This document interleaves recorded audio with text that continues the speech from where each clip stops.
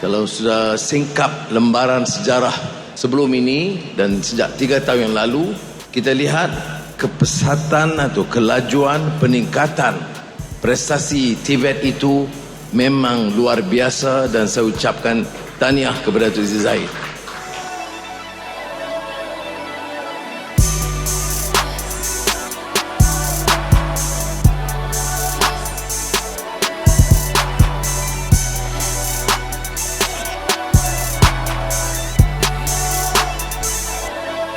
Kalau kita ada satu dasar yang jelas, ada yang katakan clarity of policies.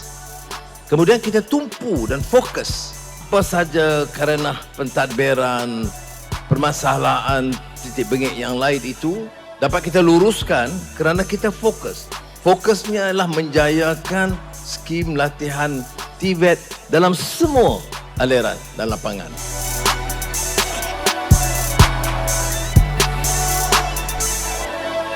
Kita berikan ruang yang sebelum ini tidak terjangkau kerana kita masih terikat dengan kepompong pemikiran dan struktur lama. Untuk meningkat maju, mesti jalurnya college dan universiti dan lapangan akademik. Saya ucap tahniah kerana TVET sekarang telah pecahkan tembok itu. Kerana sekarang orang tidak menganggap untuk mencapai satu bercu yang lebih baik dalam bidang kerjaya, dia tidak semestinya ke college dan universiti.